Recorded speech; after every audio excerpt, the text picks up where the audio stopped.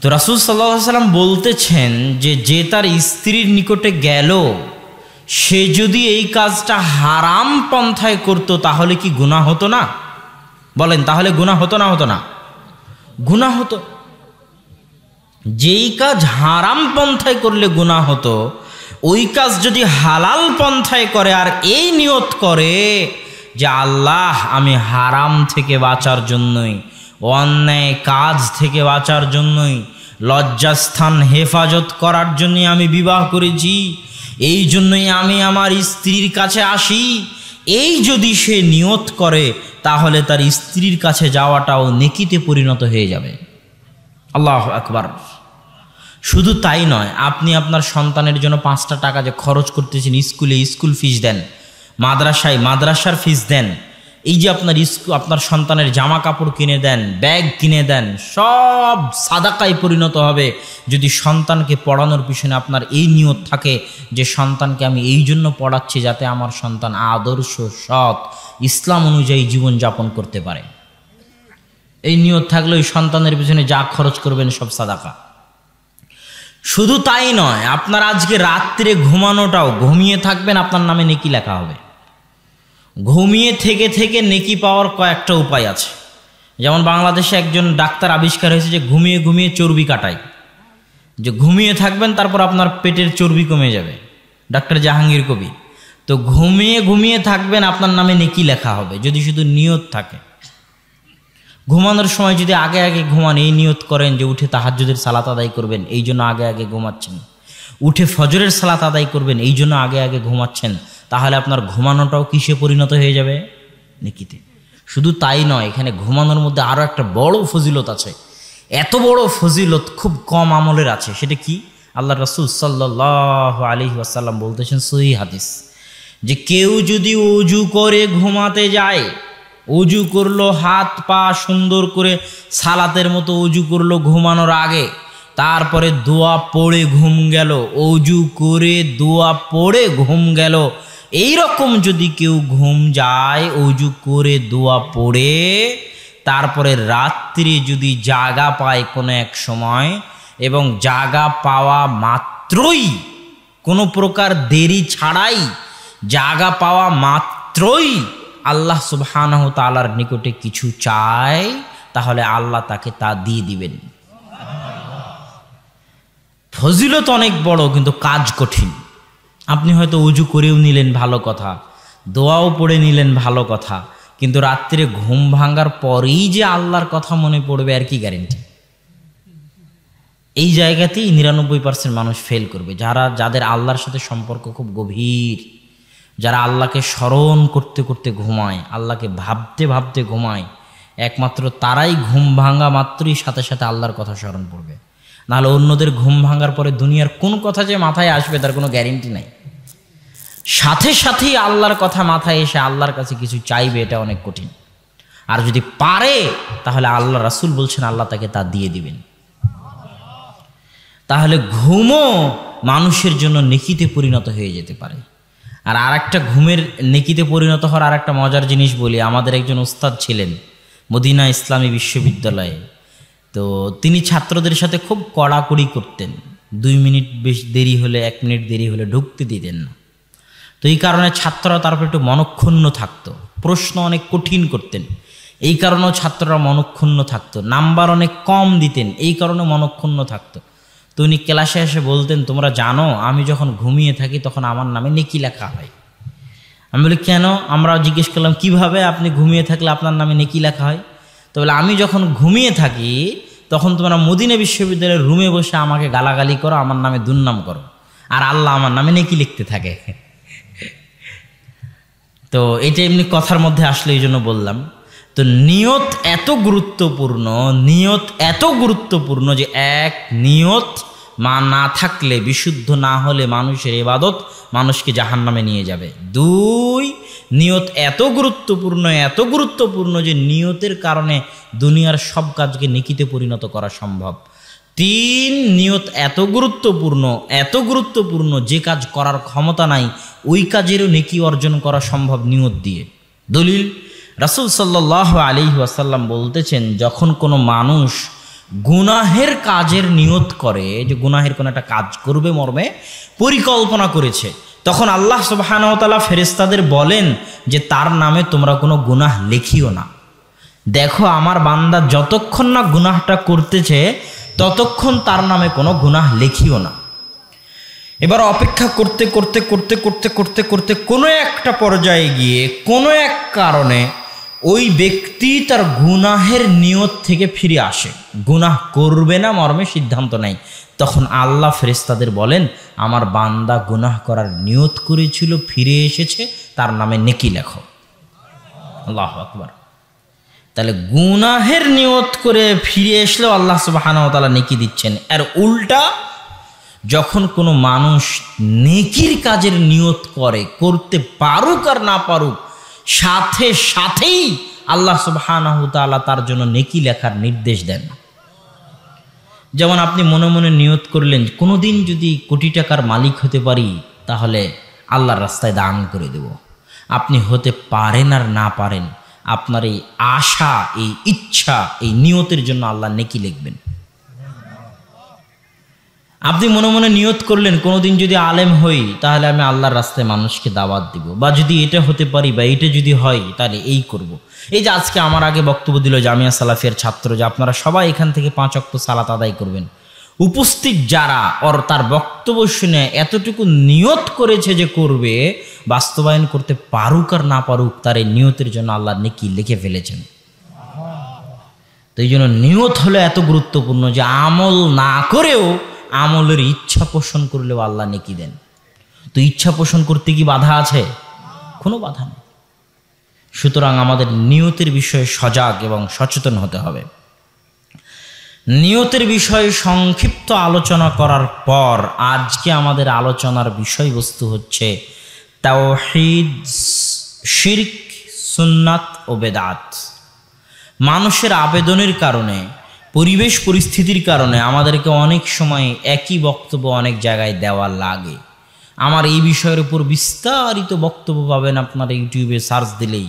তাওহীদের উপর, সুন্নাতের উপর বক্তব্য পাবেন। আমরা হাদিস মানতে বাধ্য, আমরা হাদিস মানতে বাধ্য 1, আমরা হাদিস মানতে বাধ্য 2। বহু আগে বক্তব্য দিয়েছিলাম। এটা পুরোটাই সুন্নাতের উপর আমল করার ক্ষেত্রে বিস্তারিত লম্বা 1.5-2 ঘন্টার 2 পর্বের আলোচনা। তো এখন সংক্ষিপ্তভাবে তাওহীদ, শিরক, সুন্নাত, বেদাত। তাওহীদ মানুষের জন্য কেন জরুরি? তাওহীদ মানুষের জন্য এই জন্য জরুরি, এই যে নিয়তের আলোচনা করলাম, আপনারা নিয়ত করলেনও একটা ভালো কাজ করার। ওই ছেলে সালাতের কথা বলে গেল, সালাতেরও নিয়ত করলেন।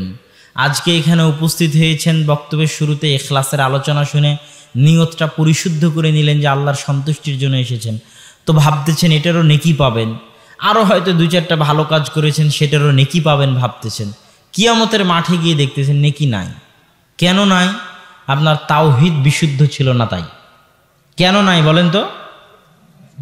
একটু জোরে বলেন, শুনতে পাই যাতে আমি। তাওহীদ বিশুদ্ধ ছিল না। তাই তাওহীদ এত গুরুত্বপূর্ণ জিনিস যে সব কিছুর মা, সব কিছুর চাবি হচ্ছে তাওহীদ। তাওহীদ ঠিক থাকলে বাকি জিনিসগুলো গ্রহণযোগ্য হবে। সালাত গ্রহণযোগ্য হবে, নেক নিয়ত গ্রহণযোগ্য হবে, ভালো আমল গ্রহণযোগ্য হবে। তাওহীদে গরমিল কোনো আমলিয়ার ভিতরে ঢোকার সুযোগ পাবে না। মানে তাওহীদ না থাকলে আপনি মুসলমানই আছেন কিনা এটা নিয়ে সন্দেহ আছে। তাওহীদের বিষয়ে আমি আপনাকে বলি, তাওহীদ হচ্ছে 3 প্রকার। প্রকারগুলো পরে বুঝাচ্ছি। তাওহীদুর রুবুবিয়্যাহ, তাওহীদুল উলুহিয়্যাহ, তাওহীদুল আসমা ওয়াস সিফাত। আল্লাহ সুবহানাহু ওয়া তাআলা পবিত্র কোরআনে বলছেন, আম্মান খালাকাস সামাওয়াতি ওয়াল আরজ। দুনিয়ার মানুষ, আসমান, জমিন কে সৃষ্টি করেছে? কে সৃষ্টি করেছে? আল্লাহ জানেন যে আপনারা বলবেন আল্লাহ সৃষ্টি করেছে। কেন জানেন আল্লাহ? আল্লাহ জানেন দেখে আল্লাহর রাসূলকে বলতেছেন যে মুহাম্মদ সাল্লাল্লাহু আলাইহি ওয়াসাল্লাম, মুহাম্মদ সাল্লাল্লাহু আলাইহি ওয়াসাল্লাম, আপনি ইহুদি খ্রিস্টানদেরকে গিয়ে জিজ্ঞেস করেন একটু যে আসমান জমিন কে সৃষ্টি করেছে। আপনি দেখবেন প্রত্যেক ইহুদি খ্রিস্টান আপনাকে বলবে যে আসমান জমিন আল্লাহ সৃষ্টি করেছে। এটা আল্লাহর কথা কোরআনে। লা ইয়াকুলুন্নাল্লাহ, আল্লাহ বলছেন অবশ্যই নিশ্চয়ই প্রত্যেক ইহুদি প্রত্যেক খ্রিস্টান বলবে যে আসমান জমিন কে সৃষ্টি করেছে? আল্লাহ সৃষ্টি করেছে। আল্লাহর এই কথার পিছনে যুক্তি আছে। কি যুক্তি? আবু জাহাল, যাকে আমরা কাফেরদের কি মনে করি?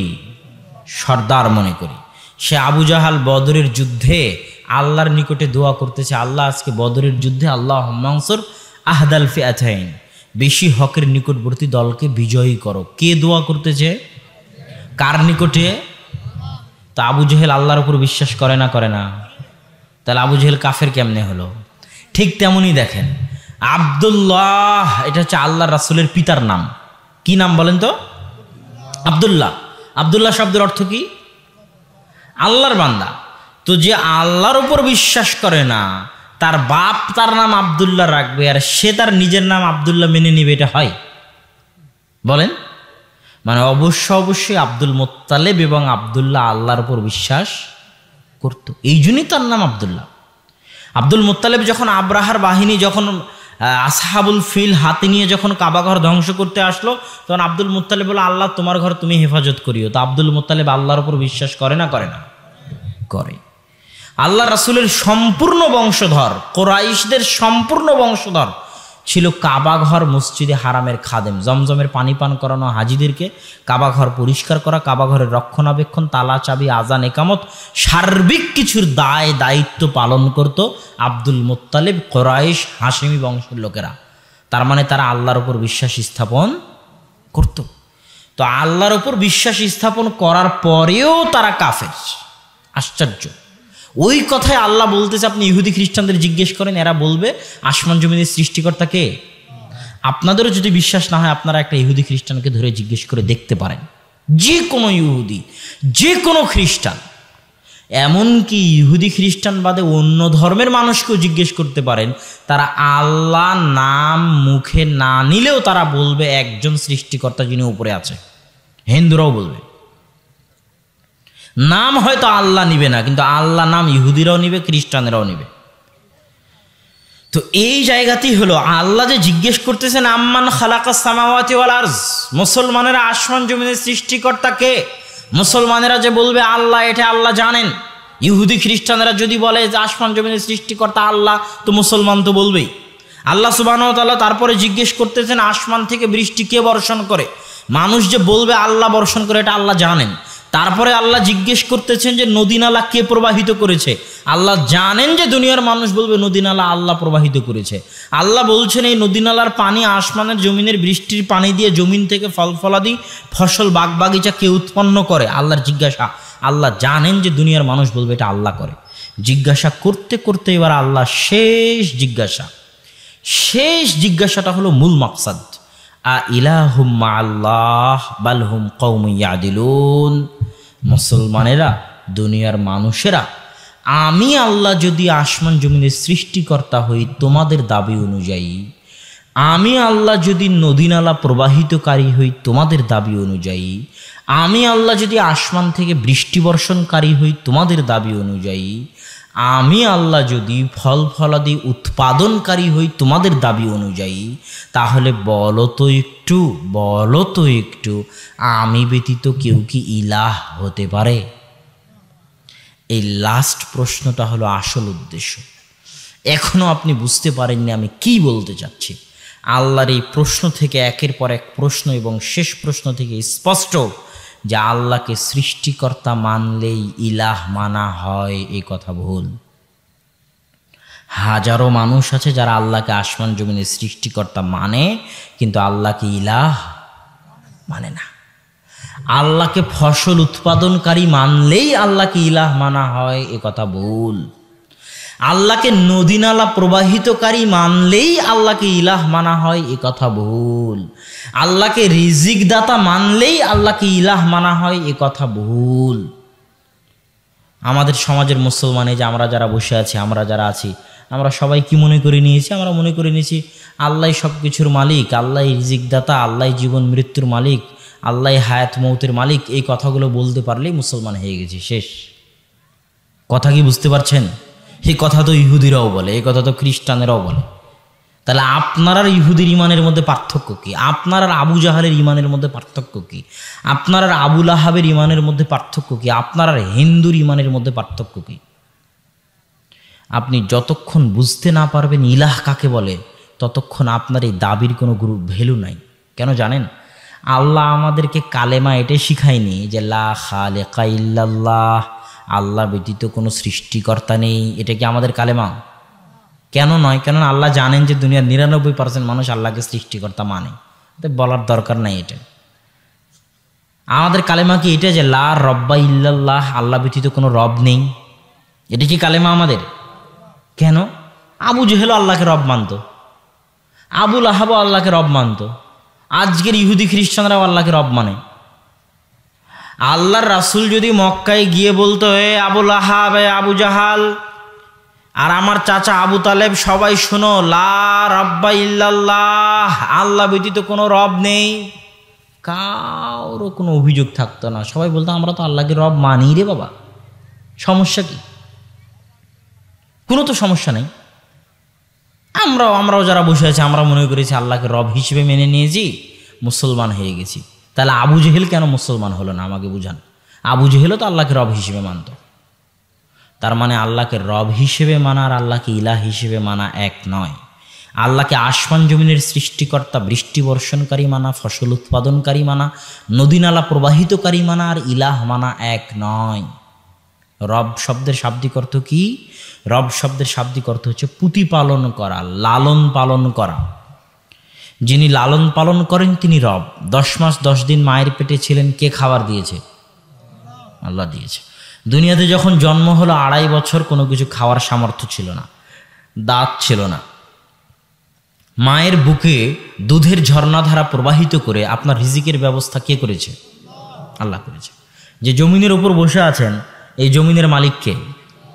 আপনি বলবেন আমি মালিক। আপনি 50 বছরের মালিক। 50 বছর আগে কেউ ছিল, 50 বছর পরে কেউ থাকবে, এভাবে হাত বদল হতে থাকবে।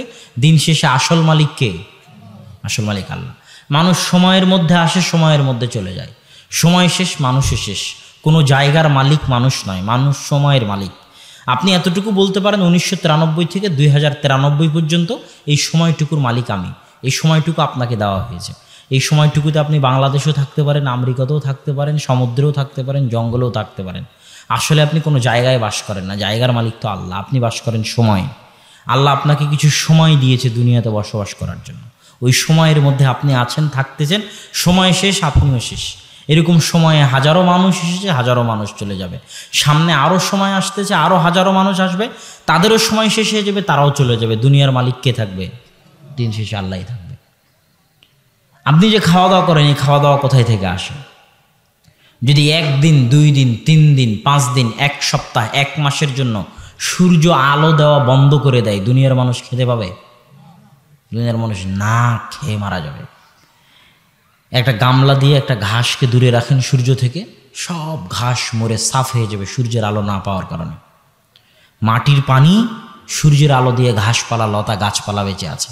সূর্য নাই, একটা গাছ বেঁচে থাকবে না দুনিয়াতে, একটা ঘাসপালা বেঁচে থাকবে না দুনিয়াতে। শাকসবজি সব শেষ হয়ে যাবে। গরু ছাগল কি খাবে? গরু ছাগল সব মারা যাবে। মানুষ কি খাবে? মানুষও সব মারা যাবে। তাহলে দুনিয়াতে মানুষ খাচ্ছে কার সূর্য দিয়ে? আল্লাহর সূর্য দিয়ে। তাহলে লালন পালনকারী কে? আল্লাহ সুবহানাহু ওয়া তাআলা। এটি আল্লাহ বলেছে মা মিন দাব্বাতিন ফিল আরদি ইল্লা আলাল্লাহি রিজকুহা। দুনিয়ার মানুষ আসমানে এবং জমিনে এমন কোনো পশু প্রাণী, জীবজন্তু, পাখপাখালি, পোকামাকড় বসবাস করে না যা আল্লাহ বহন করি না। আল্লাহু আকবার। সবার রিজিকের দায়িত্ব আমি আল্লাহ বহন করি। তাহলে আল্লাহ হচ্ছেন রব। কার কার রব? আলহামদুলিল্লাহি রাব্বিল আলামিন। আসমান জমিন এবং তার মাঝে যা কিছু আছে, ইহকাল পরকাল এবং তার মাঝে যা কিছু আছে, সবার রব কে? একটা নাস্তিককেও খেতে দেয় কে? যে রাত দিন আল্লাহর বিধানের লঙ্ঘন করতেছে, নামাজ কালাম পড়ে না, আল্লাহকে গালি দেয়, সুদ ঘুষ খায়, জেনা করে, তাকেও খেতে দেয় কে? তারও প্রতিপালনকারী কে? আল্লাহ সুবহানাহু ওয়া তাআলা। এটা হচ্ছেন আল্লাহর রব। আল্লাহ হচ্ছেন রব। এবার ইলাহ। ইলাহ কাকে বলে? আমাদের কালেমা হচ্ছে লা ইলাহা ইল্লাল্লাহ, এবং কালেমায়ে শাহাদাত হচ্ছে আশহাদু আল্লাহ ইলাহা ইল্লাল্লাহ। এটা কালেমা নয় যে আশহাদু আল্লাহ রব্বা ইল্লাল্লাহ, আমি সাক্ষ্য দিচ্ছি যে আল্লাহ ব্যতীত কোনো রব নেই। কেন? এই সাক্ষ্য আবু জাহালও দিতে পারবে, এই সাক্ষ্য আবু লাহাবও দিতে পারবে, এই সাক্ষ্য আবু তালেবও দিতে পারবে, কিন্তু আল্লাহ ব্যতীত কোনো ইলাহ নেই এই সাক্ষ্য তারা দিতে পারবে না। অতএব আপনাকে বুঝতে হবে রব এবং ইলাহের মধ্যে পার্থক্য কোথায়। ইলাহ মানে হচ্ছে, ইলাহ মানে কি?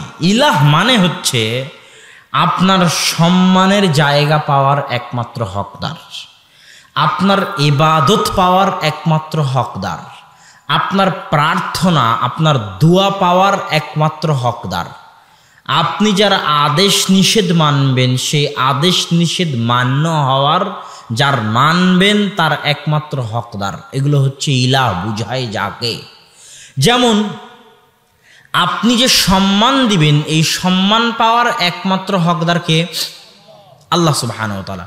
এখন আপনি শহীদ মিনারের একটা কাঠের খাম্বাকে, ইট পাথরের খাম্বাকে গিয়ে সম্মান দিচ্ছেন, তাহলে আপনি আল্লাহকে রব হিসেবে মানেন ঠিকই, ইলাহ হিসেবে আবার কালেমা পড়তে হবে। আবার কি করতে হবে? আবার কালেমা পড়তে হবে যে আশহাদু আল্লাহ ইলাহা ইল্লাল্লাহ, আল্লাহকে ইলাহ হিসেবে মানি। না হলে আপনার ঈমান আর আবু জাহালের ঈমানের মধ্যে কোনো পার্থক্য নাই। প্রার্থনা এবং দোয়া সারা জীবনে যদি মনে করেন একবার দোয়া করবেন, তো ওই একবার দোয়া কার নিকটে করতে হবে? আল্লাহর নিকটে। আপনি যদি মনে করেন শাহজালালের মাজারে গিয়ে করবেন, শাহ মখদুমের মাজারে গিয়ে করবেন, তাহলে আপনি আল্লাহকে রব হিসেবে মানেন ঠিকই, ইলাহ হিসেবে মানেন না। কি ব্যাপার ভাইরা, আপনারা কথা বলেন না যে? আমার কথা কি বুঝা যায় না? যায় না? বুঝাতে না পারলে বলবেন, আমি আবার বুঝাবো। আপনাকে এটা চিনাতে এসেছি, মুসলমান হতে এসেছি। আমি নিজে মুসলমান হতে চাই, আপনাকেও মুসলমান করতে চাই। যে লা ইলাহা ইল্লাল্লাহ মানে কি, আল্লাহ কে, আল্লাহর পরিচয় কি, কেমনে আপনি চিনবেন আল্লাহকে, আল্লাহর পরিচয় কি, কেমনে প্রকৃত মুসলমান হবেন, এই তাওহীদ যদি না বুঝেন তাহলে সঠিকভাবে মুসলমান হতে পারবেন না। এই জন্য তাওহীদ বুঝে যেতে হবে।